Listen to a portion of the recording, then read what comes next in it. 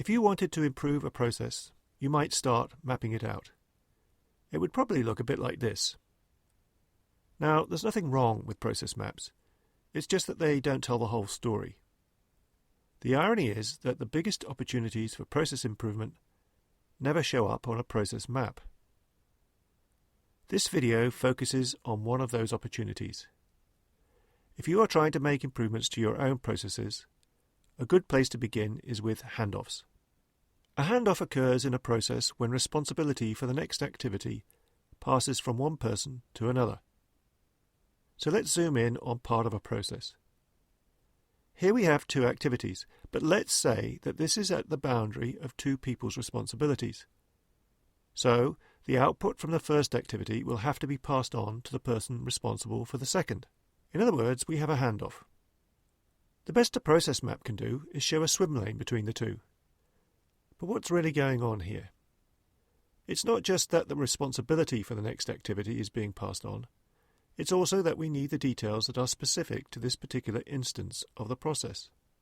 If you like, it's the process data. So there is this additional burden of communication at a handoff. We need to pass on information so the next person can complete the task. This is a crucial moment where things can and often do go wrong. If we don't do a good job of passing the right information on, there will inevitably be errors and delays. Now, this is not much of a problem when the process has very little variation from instance to instance. In other words, if it is a cookie-cutter process. Then the information is routine, and the receiver already knows what to do. Unfortunately, real-world processes, when you get down to it, are rarely truly cookie-cutter. And that means there are always some details that we need to pass on. Say we were asking the recipient to purchase a laptop for a new hire. We might need to pass on a budget for the laptop, maybe a brand to buy, or the date we need it by. The first sign that we have not done this accurately and comprehensively will be a flurry of communication back and forth as the sender keeps asking for the details. Most people are all too familiar with the phenomenon of finding themselves with insufficient information to complete a task. It can be very frustrating. At the very least, it causes delay. Worse, it means that the output from the task results in an error, like we go over budget on the laptop. And the more variation in the process, the less cookie-cutter it is, the more important and detailed the handoff needs to be. And so here's the opportunity for improving the process.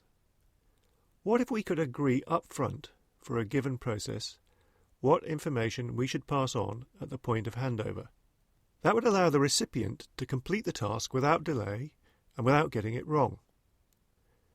We call this a handoff agreement or a handoff design. Now, they don't have to be very formal or bureaucratic to be useful.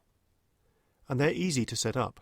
Often all it takes is a conversation or a simple form to establish one, and the investment of effort can pay off time and time again. Once people know what information is required for a successful handoff, they generally make the effort to provide it. If they don't know, if they've never had that conversation, then they have no clue that they are putting the process at risk. Now, looking at the swim lanes on a process map, you would not see if you had a problem with a handoff. But this is where real-life processes are at their most vulnerable. It's literally where things can fall between the cracks. Taking the time to communicate what's required goes a long way to minimizing the chances of that happening. There are lots of other ways to improve processes. You can dig deeper into this subject by watching other process videos in this series.